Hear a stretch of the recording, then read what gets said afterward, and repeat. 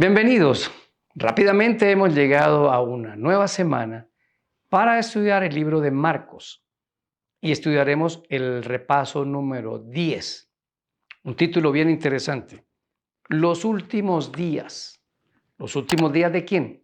Pues los últimos días de Cristo y los últimos días sobre el mundo, porque se va a hacer una proyección profética muy linda, muy interesante para nuestros tiempos, para poder, como dice el Señor, discernir los tiempos y las sazones, es decir, ver claramente la segunda venida de Cristo.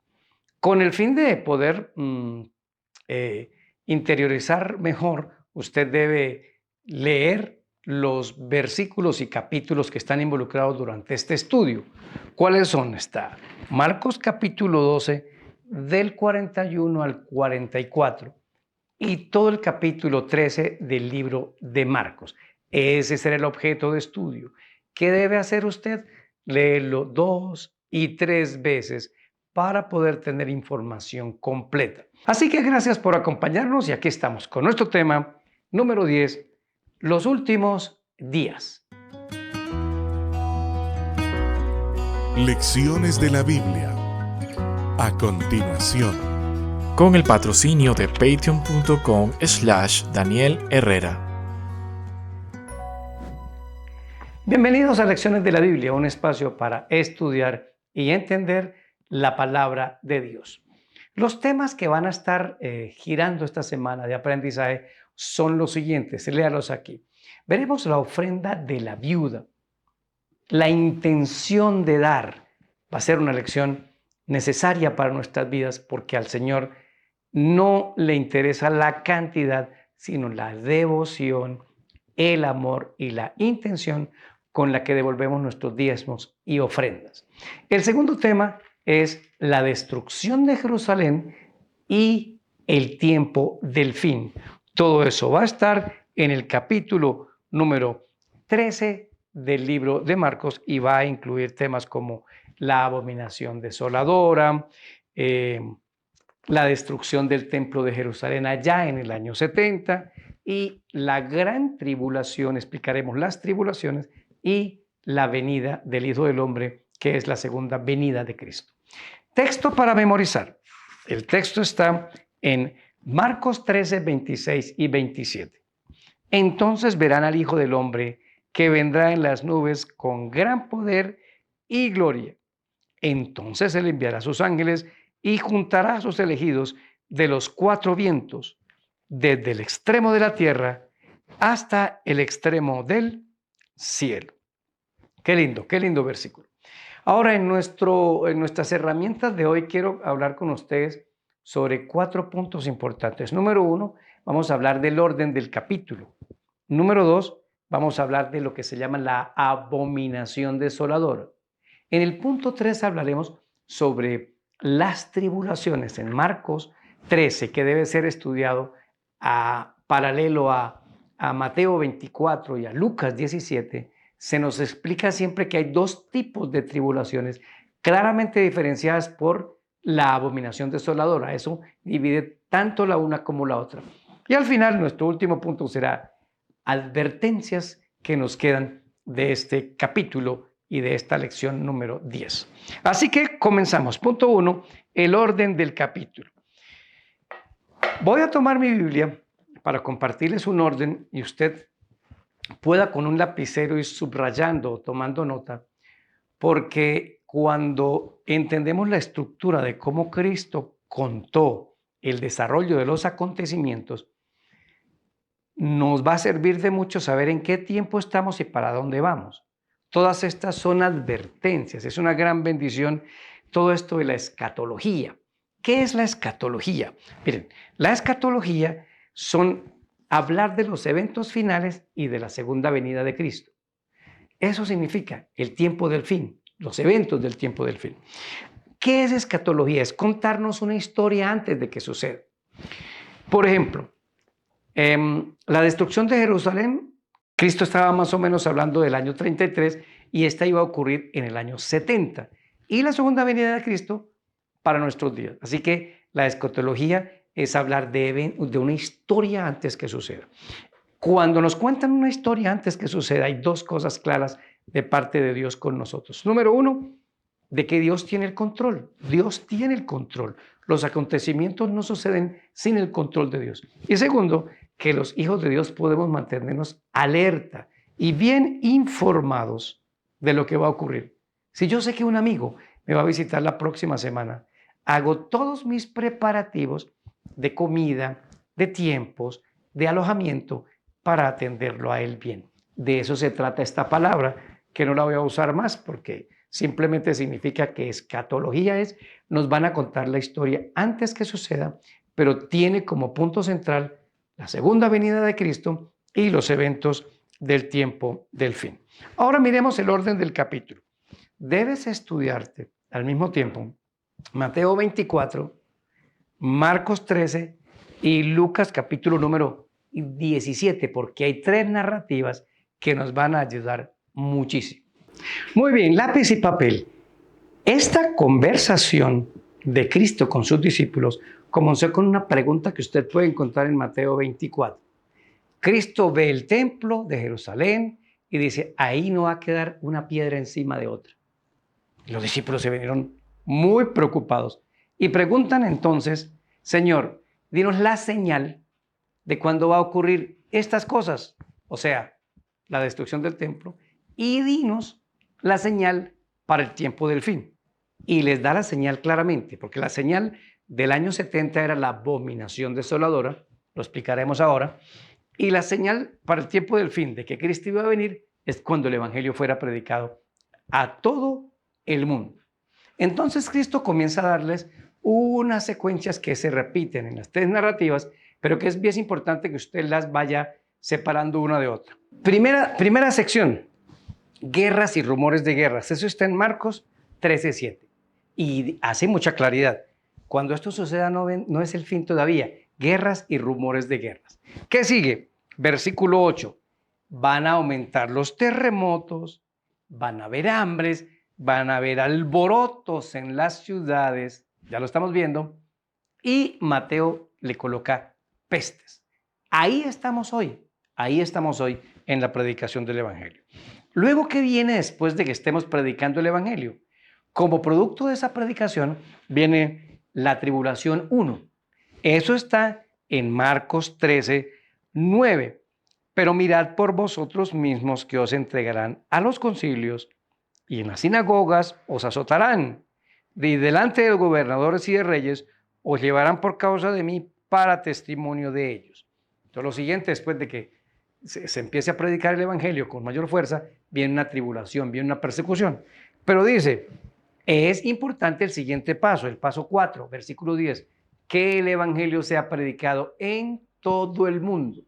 En Mateo 24 los discípulos preguntaron cuál es la señal, no preguntaron cuáles son las señales, sino la señal, y Cristo dice en el versículo 14 de Mateo 24, la señal es la predicación del evangelio, igual lo está diciendo aquí. Ahora, ¿qué pasará cuando esa predicación del evangelio vaya aumentando en aumento? Nos van a seguir persiguiendo. Marcos 13:13. Seréis aborrecidos de todos por causa de mi nombre, mas el que perseverare hasta el fin, éste será salvo. ¿Qué viene después? Entonces, como esa persecución no logra frenarnos en la predicación del evangelio, viene el paso número 5, la abominación desoladora. ¿Qué es esto? Una abominación es ir en contra de algo que Dios ha hecho limpio y puro, y desoladora, porque ir en contra de eso produce destrucción. Eso se llama abominación desoladora. Y dice que cuando se imponga la abominación desoladora, viene otra tribulación. Yo la llamo tribulación número 2. Esta tribulación 2 que yo estoy mencionando aquí es el tiempo de angustia de Jacob, y la que llamé tribulación 1 es el tiempo de angustia previo. Y ahí dice bien claro, versículo 19, porque aquellos días serán de tribulación, cual nunca ha habido desde el principio de la creación que Dios creó hasta este tiempo, ni la habrá. Y en el siguiente versículo dice que si no es acortado ese tiempo, nadie se iría salvo. Estamos solo en el orden, no hemos ido explicando más nada. Cuando venga toda esa tribulación, se levantan los falsos cristos, la falsa segunda venida de Jesús. Eso está en el versículo número 21, que es el paso número 7 que menciona, y dice, miren, voy a leer Marcos 13:21. Si alguno les dice, miren, ahí está el Cristo, miren, allí está, no le creáis. Entonces Satanás va a falsificar la venida de Cristo. ¿Qué sigue? El paso número 8, la segunda venida de Cristo. Está en el versículo 24 de Marcos 13.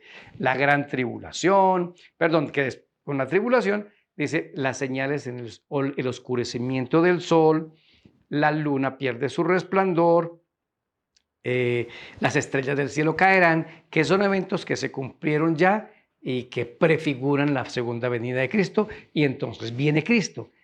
En el siguiente, Él envía a sus ángeles para recogernos a los vivos y a los que acaban de resucitar. Versículo 27, que fue el versículo de memoria, nos recoge a todos y ahí vienen después, vendrá la eternidad. Pero miren qué bonito la estructura del capítulo 13 del libro de Marcos.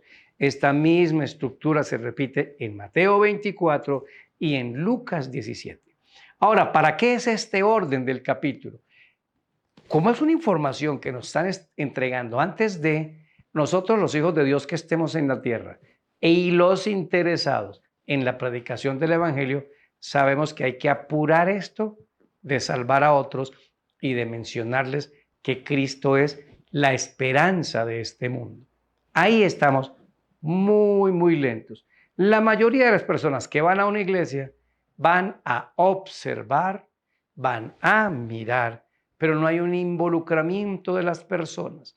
Y hay dos cosas claves que debemos hacer aquí. Número uno, si el trabajo me está agobiando, yo debo empezar a orarle al Señor y decirle, Señor, ayúdeme a ganar más dinero en menos días de la semana.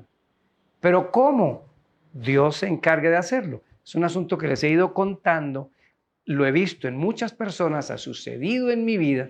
Deme más dinero en menos días de la semana. Bueno, Señor, entonces me va a sobrar dinero y tiempo. Correcto.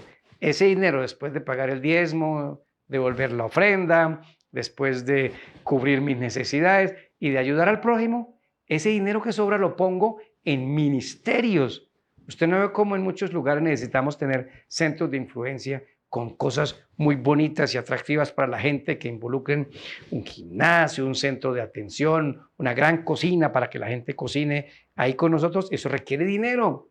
Para eso es ese dinero que estamos pidiendo. Pero Señor, me sobraron 2 días de la semana. Dedíquelos a no ir a trabajar y hacer ese ministerio. El orden del capítulo es para que nos pongamos pilas y podamos decir dónde estamos parados, en dónde vamos, cuál es el siguiente paso y qué es lo que yo debo hacer para acelerar la venida del Señor. Vamos al punto número 2, la abominación desoladora. Esta va a ser complementada con lo que digamos allá en el comentario del video de la semana, pero lo encontraremos en Marcos 13, 14 y 15. Pero cuando veáis la abominación desoladora de que habló el profeta Daniel, puesta donde no debe estar, el que le entienda, entonces los que estén en Judea huyan a los montes. El que esté en la azotea no descienda a la casa ni entre para tomar algo de su casa. ¿Qué es esto de la abominación desoladora? Bueno, él dijo, la abominación desoladora de la que habló el profeta Daniel. Lo primero que tenemos que ir es al libro de Daniel y leer qué dijo al respecto. Y lo encontramos en Daniel 11, 31. Y se levantarán de su parte tropas que profanarán el santuario y la fortaleza, y quitarán el continuo sacrificio y pondrán la abominación desoladora. Muy bien, es muy interesante la doble aplicación que está haciendo Cristo. En Mateo 24, en Marcos 13 y en Lucas 17, Cristo habla de 2 eventos al mismo tiempo. La destrucción de Jerusalén y el fin del mundo para la segunda venida de Cristo. Y aquí en un solo versículo mezcla las dos cosas. ¿Por qué? Miren cómo lo dijo Daniel. Van a venir tropas que profanen el santuario. Ese santuario estaba originalmente en la ciudad de Jerusalén.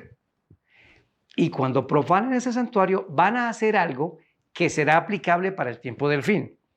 Quitan el continuo sacrificio y ponen la abominación desoladora. Veamos la aplicación de esto para entender qué es una abominación desoladora. Vamos a ir ahora al libro de Lucas capítulo 17, porque Lucas, hablando de este evento, de lo mismo, dice lo siguiente en Lucas 17. Bien, y aquí quiero corregir un error que he estado cometiendo en mi dislexia. No es Lucas 17, 21, sino Lucas 21, 17. Por favor, me perdonan y corrigen. Todas las veces que he dicho Lucas 17 hasta aquí en el video, es Lucas 21. Miren cómo lo dice. Seréis aborrecidos por todos por causa de mi nombre, pero ni un cabello de vuestra cabeza perecerá. Con vuestra paciencia ganaréis vuestras almas. Pero cuando viereis a Jerusalén rodeada de ejércitos, sabed entonces que su destrucción ha llegado. Bueno, miren. La primera aplicación es que Jerusalén iba a quedar rodeado de ejércitos romanos. Esa era la señal para la destrucción del 70. Y efectivamente así ocurrió. Vinieron los ejércitos romanos, rodearon a Jerusalén y los judíos cristianos que ya sabían esto dijeron, ¿y ahora cómo nos vamos? Pues un tiempo después los ejércitos romanos se retiraron, los judíos no cristianos comenzaron a perseguirlos y les ganaron en una batalla, pero los cristianos huyeron de Jerusalén. Tiempo después, molestos los romanos, vinieron, asaltaron Jerusalén, la sitiaron, la tomaron, quemaron el templo, hicieron trizas. Dice Josefo que 1 millón de judíos murieron en esta toma. Terrible. Y ahí se cumplió esa primera parte de la abominación desoladora. Sin embargo, hay otra segunda parte y está en Ezequiel capítulo 8 y capítulo 9. Les voy a hacer solo la referencia aquí porque en el estudio de la semana, en los videos semanales, usted lo va a poder observar con mayor amplitud. Y es que dice, cuando leemos allá en el libro de Daniel, voy a volverme a Daniel, dice que cuando esta abominación desoladora sea implantada, van a ocurrir 2 cosas. Y me refiero a Daniel 11:31, porque después de que dice que destruyen la fortaleza, que es Jerusalén, que profanan el santuario porque evidentemente entraron, lo quemaron, se robaron todo lo que había ahí. Dice que producto de eso, con el tiempo, quitan el continuo sacrificio y ponen la abominación desoladora. Esta segunda parte ya es para nuestro tiempo del fin. Eso significa que lo que ocurrió en Jerusalén en el 70 va a volver a ocurrir aquí y parte la historia del mundo para que inicie el fin del tiempo del fin, que es la abominación desoladora. Voy a explicarles solo esta parte porque en el video semanal lo voy a ampliar y lo dejo para allá. ¿Qué es el continuo sacrificio? El continuo sacrificio es que Cristo continuamente está intercediendo por nosotros. En el libro del Éxodo dice que se sacrificaba un cordero en la mañana y otro en la tarde, continuamente. Ese es el continuo sacrificio. Cristo está ahí. Entonces quitan el continuo, es decir, hay que quitar a Cristo como intercesor y poner a alguien más que interceda por nosotros. Ya ocurrió. María y los santos fueron puestos en lugar de Cristo como nuestros intercesores. Quitaron el continuo, ya se está cumpliendo, pero dice que viene una abominación desoladora. Cuando expliquemos lo de Ezequiel 8 y 9, vamos a darnos cuenta que la imposición de un falso día de reposo tiene que ver con una abominación que produce una destrucción. Y esa será la abominación desoladora. ¿Qué es, en resumen, la abominación desoladora? Es la profanación del templo del Señor. ¿Cuál? El santuario celestial. Quitar a Cristo e imponer normas y enseñanzas que incluirán un día falso. Cuando esa abominación ocurra, ¿qué sigue? La última tribulación. Quiere decir que esa abominación desoladora va a concordar con el tiempo del cierre de la gracia. Y los espero en el comentario que vamos a hacer esta semana semanal sobre abominación desoladora para poder concluir este espacio. Vamos al punto número 3, las tribulaciones. Quiero ampliarlo porque eso estuvo en el en el repaso que hicimos del capítulo, pero aquí se presentan dos tribulaciones claramente definidas. Tribulación 1, que se llama tiempo de angustia previo. En esa tribulación mueren personas por causa de estar predicando el evangelio. Pero después de la abominación desoladora viene la tribulación 2. Yo la llamo tribulación 2 en el libro de Marcos. Y esa será la persecución que se llama tiempo de angustia de Jacob, pero ahí ya nadie muere. ¿Cuál es la prueba de esto?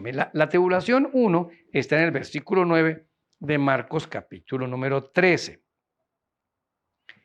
Pero miren por vosotros mismos, los entregarán a concilios y en las sinagogas os azotarán y delante de gobernadores y de reyes los llevarán por causa de mí, para testimonio a ellos. Cuando usted lo ve en Mateo 24, esta misma definición, él dice, los matarán, los matarán, los matarán. Ahí muere gente. Y dice que no nos preocupemos en esta tribulación cuando seamos llevados a estos concilios, porque el Señor va a hacer algo por nosotros. Marcos 13:10. Y es necesario que el evangelio sea predicado ante todas las naciones. Pero cuando los traigan para entregarlos, no se preocupen por lo que habéis de decir, ni lo penséis, sino lo que os fuere dado en aquella hora, eso hablad, porque no sois vosotros los que habláis, sino el Espíritu Santo. Así que tranquilos, ¿quiénes? Allá en ese momento de tribulación no tendremos una Biblia en la mano. Estará aquí. Entonces el Espíritu Santo hará un milagro. Todo lo que hemos guardado de Biblia aquí subirá y lo hablaremos. Y los que no tengan eso en la cabeza, pues no pueden defender la verdad, porque no la han vivido. Es más, ni estarán en esas circunstancias. El buen lector, el estudioso de la Biblia, no necesita aprendérsela de memoria, no necesita entenderla toda de una vez. Es un crecimiento paulatino donde Dios nos va dando luz en la medida que vayamos viviéndola. Pero los que no hayan guardado en su cabeza Biblia van a tener serios problemas, porque el Espíritu Santo va a recordar eso, lo que hayamos leído. Así que usted no necesita aprenderse de lo de memoria. ¿Qué leo y no se me queda nada? Felicitaciones, dele, siga leyendo. Algún milagro hará el Señor. Y será tan terrible esta primera persecución que dice que seremos aborrecidos tremendamente por la familia, versículo 12. Y el hermano entregará a la muerte al hermano y el padre al hijo. Y se levantarán los hijos contra los padres y los matarán. Terrible. En esta primera tribulación, el tiempo de angustia previo, ocurre todo esto y muere gente. Pero viene en el versículo número 14 la abominación desoladora y se nos habla de una segunda tribulación, que es el tiempo de angustia de Jacob, en el versículo número 19. Porque en aquellos días, bueno, voy a leer el 14. Pero cuando veáis la abominación desoladora de que habló el profeta Daniel, puesta donde no debe estar, el que le entienda, entonces los que estén en Judea huyan a los montes. ¿Se ve? Ahí no huimos al campo, al monte. La ida al campo es ahora, bien planificada y bien hecha, cerca de una ciudad para poder evangelizarla. Pero al monte hay que irnos después de la abominación desoladora. Nos sacarán al monte. ¿Quiénes? Los ángeles. Y durante ese tiempo, ahora sí el versículo 19, en aquellos días serán de tribulación, cual nunca ha habido desde el principio de la creación, que Dios creó hasta el tiempo de hoy, ni la habrá. Bueno, he explicado las dos tribulaciones para que nos quede claro el marco teórico, pero ¿cuál es la clave aquí? Mire, yo no creo que debamos preocuparnos por las tribulaciones. De que van a venir, vendrán. ¿Y cuál me tocará a mí? ¿La 1 o la 2 o las dos? Eso no debería ser nuestra preocupación. No se alarme, no anticipe la persecución, simplemente preparémonos mentalmente, hablando a otros, dando un buen testimonio de nuestra vida. Vivimos en un lugar y nadie nos conoce, no le hablamos a nadie. Vamos al trabajo durante 20 años y no le decimos nada a nadie del amor de Cristo. A veces ni nuestro testimonio habla para eso. Lea su Biblia, lea los libros de Ellen White, lea por favor cómo evangelizar. Empiece a trabajar, porque el que Dios lo encuentre trabajando no se dará cuenta de todas ciertas circunstancias porque estará netamente concentrado en la predicación de la palabra del Señor. Bien, vamos a nuestro punto número 4. Se llama advertencias. Bueno, ¿por qué estoy diciendo de advertencias? Esto de seguir a Cristo es una bendición, es una lindura, es una vida bien bonita, pero tiene problemas. Eso es lo que nos está diciendo. Va a haber problemas. Preocupémonos simplemente de estar con Cristo. ¿Qué nos dijo el relato de Marcos 13? Que van a haber tribulaciones, pero que hay que predicar el Evangelio. Algunos se están dedicando a alarmar a otros. Sacan unos videos alarmistas, preocupando excesivamente a la gente, atacando a la esposa de Cristo. Andan pendientes de qué actividad hay, qué dijo fulano, y a veces sacándolo fuera de contexto, a veces no, y arman unos ataques. ¿Ustedes creen que nos están ayudando con todos esos videos a la predicación del Evangelio? Yo creo que no. ¿Por qué? Esas personas que se dedican a eso, no los ve uno, oye, trayendo a otros a Cristo, trayendo a otros a Cristo. Tengan cuidado. Estamos en un periodo crítico. La iglesia como institución tiene problemas serios, pero es la iglesia que tiene Dios que llevar y esa caerá y se acabará. ¿Cuál iglesia continúa? No la institución.